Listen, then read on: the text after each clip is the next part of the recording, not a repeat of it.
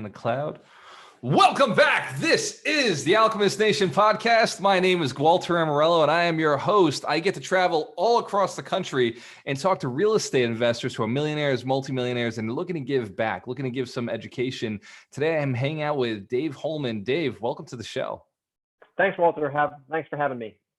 Absolutely, brother. So you and I were just talking, you're a real estate investor, you're a buy and hold guy, and you're also in Maine. So you're a New Englander, just like myself. I'm hanging out in Tampa at the moment for the next few months.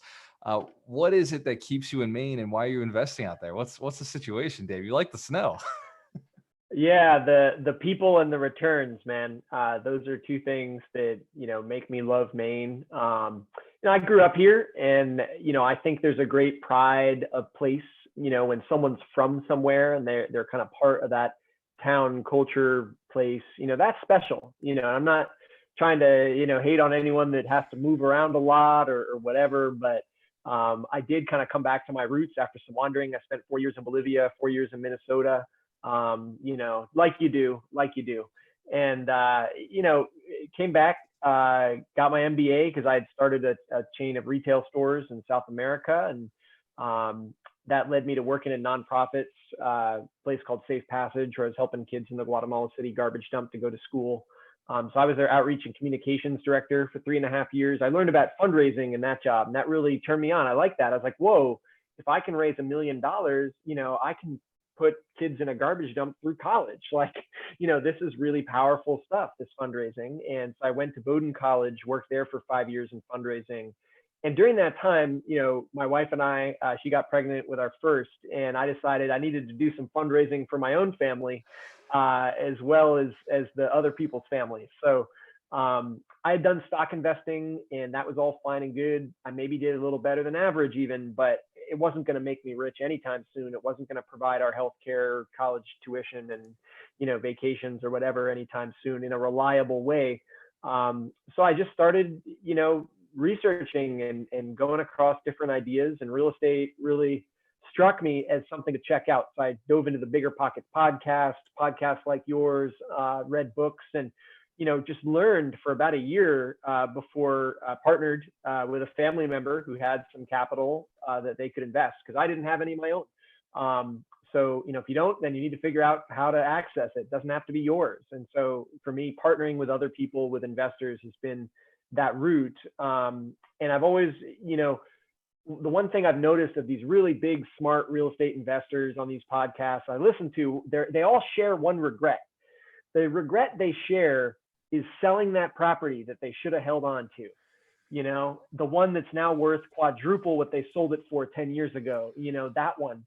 The one that used to be in a kind of sketchy neighborhood that's now the up and coming place to be. And so I kind of took that to heart, and I started with just a single family home, did another later on. Then I did a 3-unit building that had a commercial space in the bottom. That kind of got some wheels turning for me. Did 9-unit, 8-unit, 9-unit, multifamily residential. That was coming pretty easily to me. So I decided it had to be a little more challenging, and got into mixed use office. And now we've even done some restaurants, some retail, which is the same basic idea. You've got a real estate asset that you're renting to a renter, whether that renter happens to live there or work there. There's pros and cons to both sides of that coin, definitely. And I think it's important to know and understand both, even if you choose one niche that you niche right down into.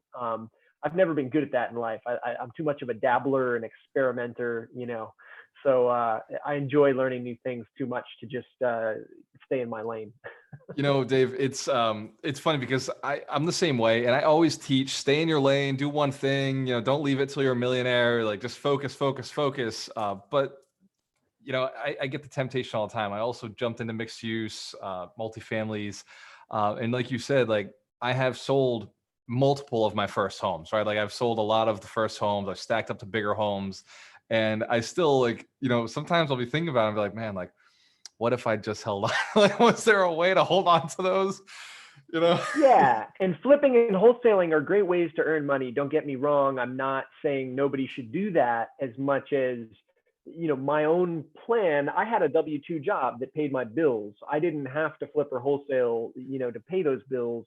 I was looking for a way to get out of the rat race permanently, so to speak. I mean, I had pretty nice jobs. It wasn't a rat race, but Right. I'm entrepreneurial enough that I was feeling a little bit cramped sitting at a desk and kind of having bosses and that kind of thing. So I wanted to escape, and I really found that buy and hold is the kind of safest, escape pod that you can get in, because it's that passive income that you can rely on month to month. You can budget it, you can figure it out. It's not the sort of feast and famine that I experience as a real estate broker sometimes, where I'll do a deal that earns me a $40,000 commission, and then I'll go 4 or 5 months with nothing.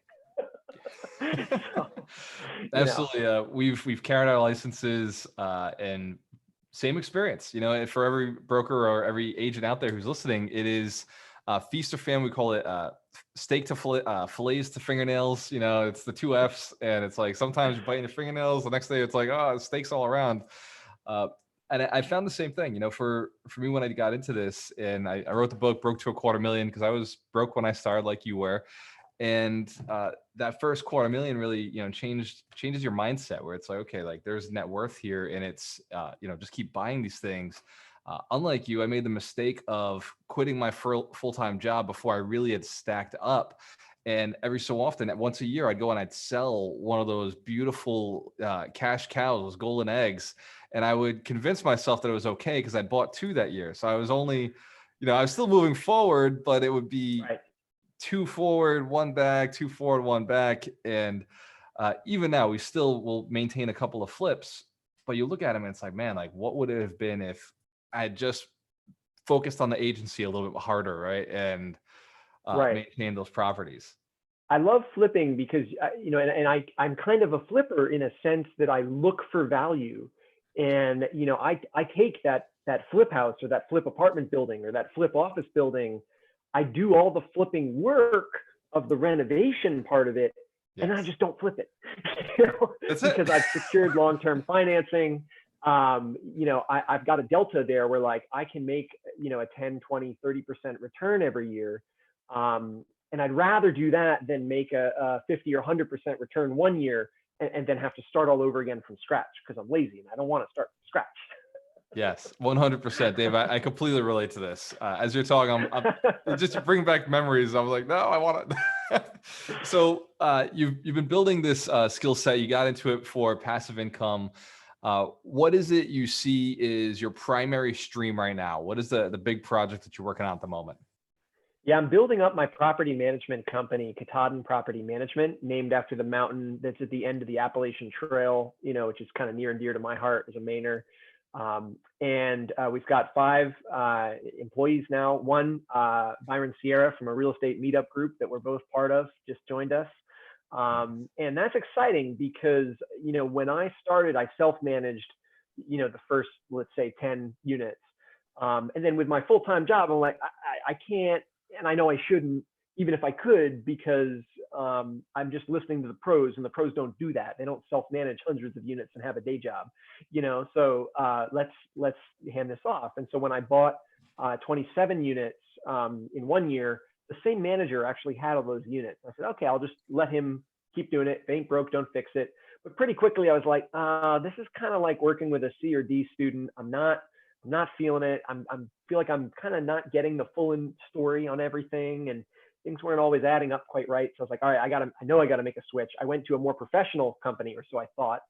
And even there, the grass was not that much greener. It was just trading one set of problems for another. And I knew in my heart, and just from studying, it's like, the really successful, syndicators, which is what I kind of wanted to be, because I had done a passive investment and learned all about it. They have their own management companies. They keep it in-house. And my friend, who's a syndicator, explained it to me very well on the phone, and it all kind of crystallized. It's like, the management company is not a profit center. Our goal is not to make profits from the management. Our goal is risk mitigation, risk management. Because if we want to fill a unit, we can fill that unit. We can cut the price right to the level that we know it can be filled. And if it doesn't get filled, then it's our fault and we know why. Whereas when you're in a third party's hands, units just go vacant and you don't know why, and you feel like they're not working hard enough, or they haven't tried X, Y, or Z. And it drives me up a wall to have a vacant unit for a month or two, thinking like, man, I think I could have rented this with a snap of my fingers. And like, okay, I start my own management company. It takes me a month to rent it, but like still, at least I know it's my fault and I tried everything I could. And a lot of times we rented a lot faster than that, and we start before the people move out, and things like that. So the management is a big piece, and then just trying to scale up the syndication business that I've started. I've done 3 of these joint investments, where about 20 family friend, investors pool our money together, buy something much bigger than I would have been able to contemplate by myself. But there's efficiencies there. There's economies of scale when you get into these bigger things. So, in 2021, trying to move from that like 1 to 3 million range into that kind of 3 to 10 million range, of assets. And I'm not sure I want to go that much bigger, in part because then, you're competing with hedge funds, you're competing with institutional investors when you get in that 20, 30, 40 million range. And I like to sleep easily at night. I want to move out of the mom and pop competition, over that $1 million threshold where the average Joe is probably not going to be, making offers, but it flies way under the radar of people who need, hundreds of units to do their deals. So that's the niche I'm going for. Yeah, I like that. I've spoken to a lot of people who lend to the hedge funds, those big investors, and they've told me it's really hard to get excited over anything under 5 million or under 10 million, under 15 million. And it's like, perfect. I like that. In between sounds really attractive. Well, yeah, and it's partly just where you are. And if I lived in New York or Boston or Austin or a big market, yeah, maybe I would have that ambition to go and get those multi-hundred unit properties. But in Maine, there's like 6 of them in the state, Right. something like that. So Yeah. you'll find much more fertile ground, if you focus on what is available to you. And I've just kind of chosen as an investor. I love my home area. I like being able to see, what I'm investing in. And quite frankly, I'm getting better returns than I would just closing my eyes and throwing my money to the Midwest and the South, to other operators. So Yeah. I'm happy. Yeah, I agree with you. For the longest time, in fact, most of my units are still in Fall River, Massachusetts, where I grew up, an hour south of Boston. So the prices are Oh, similar to what you're cool. working with. So Yeah. most of my units are there, but I'm currently in Tampa. I moved down here so I can be the guy on the ground. Like you're saying, Yeah. it's Yeah. easier to be there and you can trust it better. And they don't have the big inventory where I'm from, right? Where you're at. There's just no big buildings that you can actually afford, right? They got big buildings in Boston, Right. but you're overpaying for every single unit.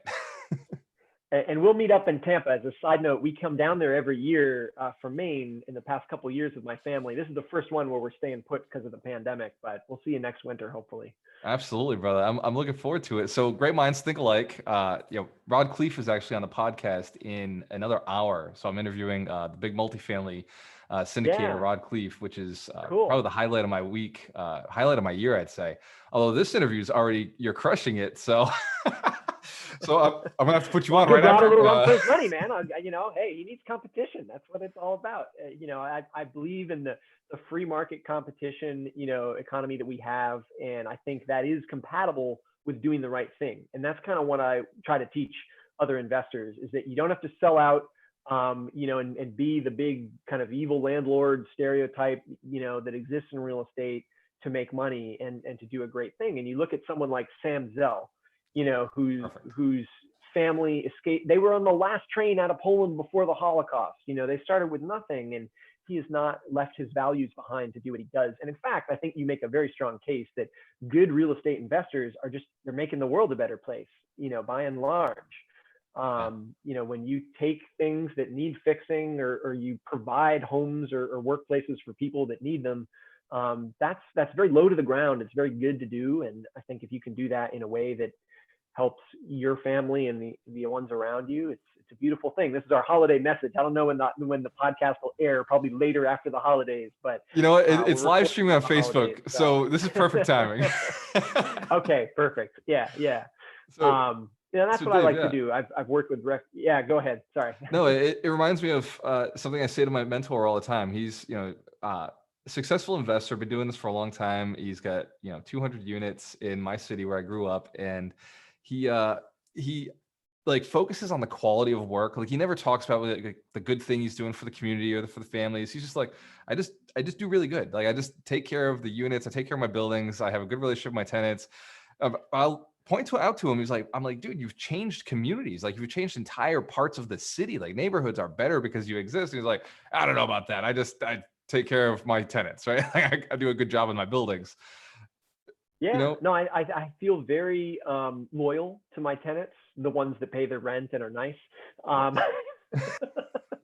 even the The ones that rest, aren't, well, they're not your tenants anyway. They're going somewhere else. yeah. No, I think a lot of, more successful investors have described the relationship to me as, these are your customers, these are your clients. If you treat them like cattle or a problem that needs to be solved, that's not the right attitude. They're the customer coming into your shoe store, and you need to get down on your knee and help them try different things on, because they're paying your mortgage. They're putting money in your bank account. They're the ones, helping you achieve what you're looking for. So I think that's key. And, that's why I started my management company, was to bring a really high level of customer service to our customers, our tenants, and make them feel like, I think the feeling of ownership in tenants is great whenever you can cultivate it, as long as it's not getting out of control. But by and large, 9 times out of 10, when a tenant feels like they own the place, you'll be getting, emails or phone calls when something's amiss. And they'll be saying, hey, you should fix this or that. Whereas when tenants don't give a damn and they don't care, you go to a property and it's like, well, it's been like this for months. You didn't tell me? Like, what? There's just mold in your kitchen. Like, come on, man. This is kind of a big deal. Yeah. It reminds me of something Mike Butler said in his book, Landlording on Autopilot. He says the tenant is your employee. And I've heard other investors say the tenant is your investor, right? They're paying you every month. They're investing in your business.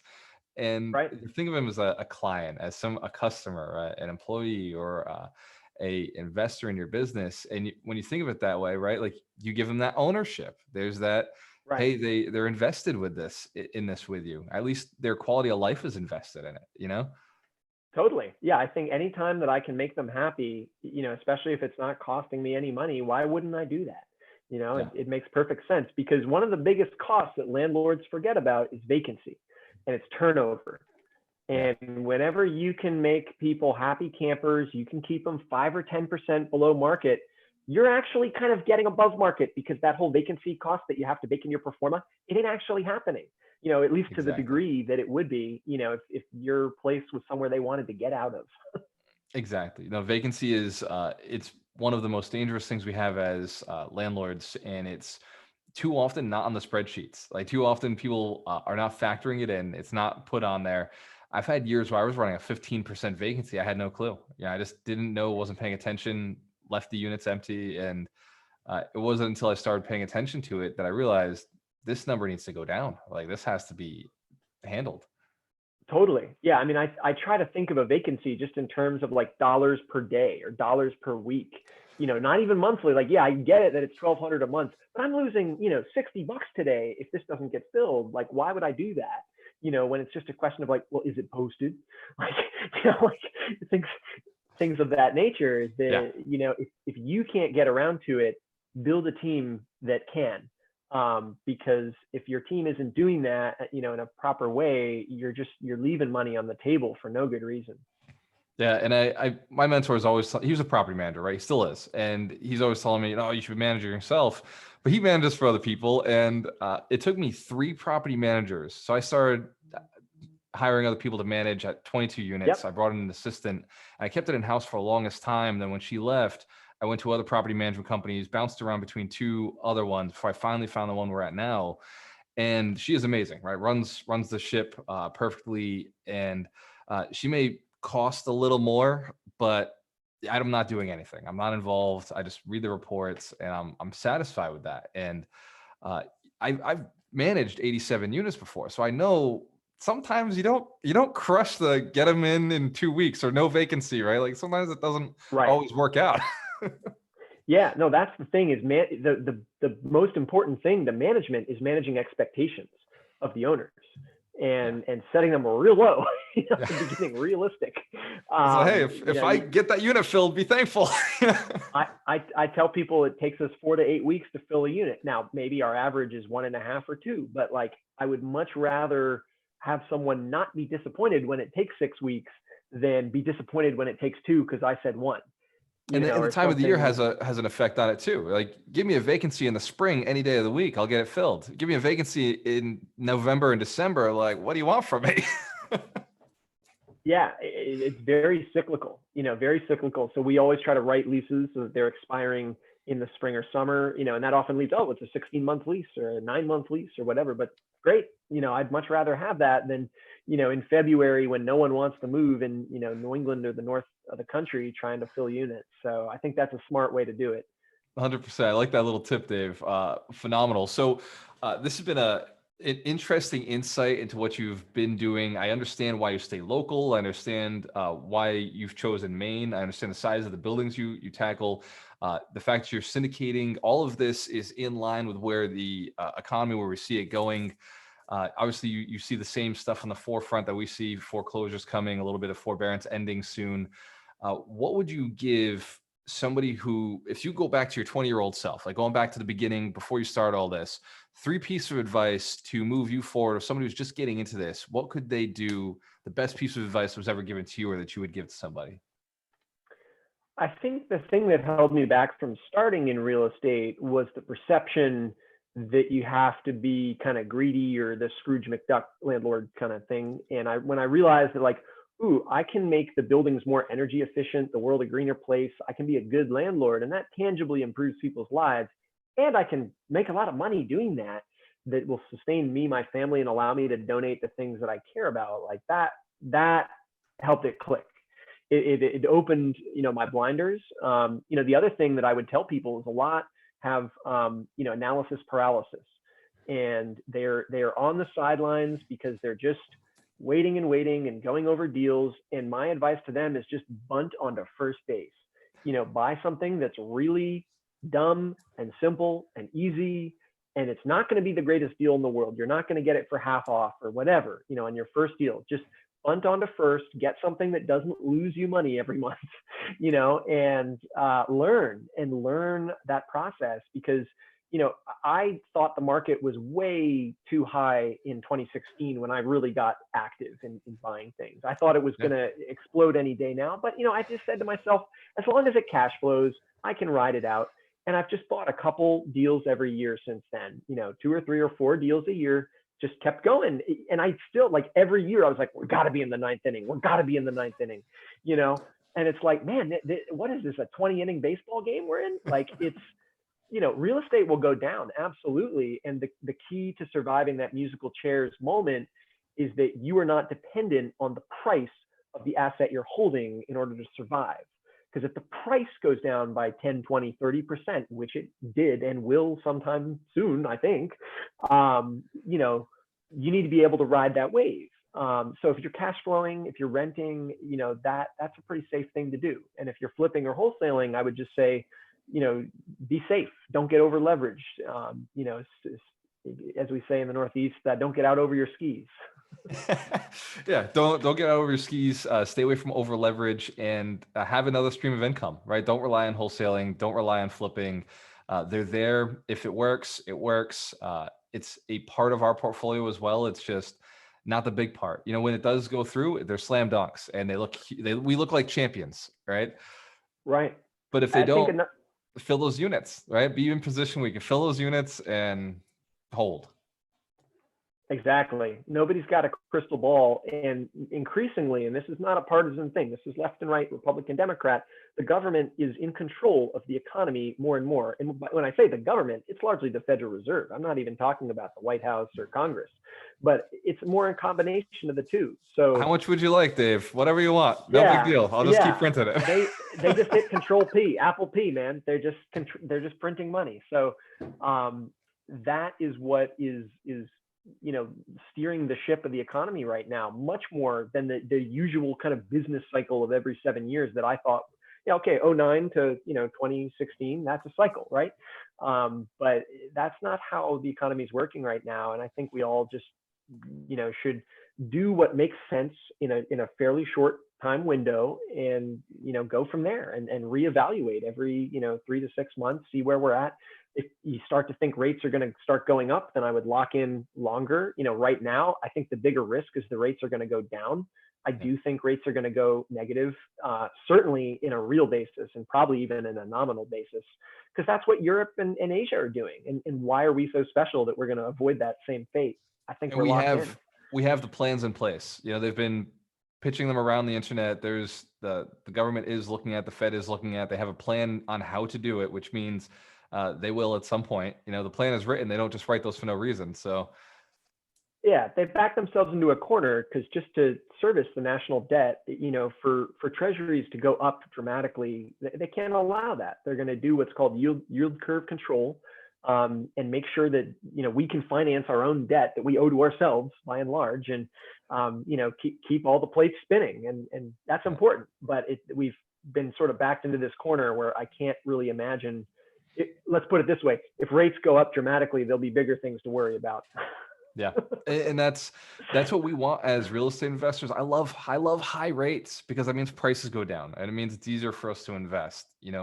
I love paying high interest. It's no big deal, but exactly. You talk to investors who invested successfully through the 70s and 80s, when rates were double digits, and you hear their stories, and it's like, yeah, if the deal made sense, it made sense, and I feel the same way now. Like, okay, if it makes sense at 3% interest, great, I'll do it. I'm not going to wait for 2.5 or 2 or 1, thinking that, oh, I should keep everything on the sidelines. And I think that fear, that idea that, oh, I got to hold off until later, just get your feet wet, get started, give it a try. I love it. And do not over leverage yourself. This is, Dave, I like what you said. 2016, I started buying multis in 2013, and we had just gone through the crash. I bought my first house at the bottom, right, in 08, and then the bottom kept dropping out under me, and it kept going lower until 2010. And when I started buying heavily in 15, I thought the same thing. Every property I bought, it was as if this is the turn. It's going to turn tomorrow. It's going to turn next year. 16, 17, 18, 19.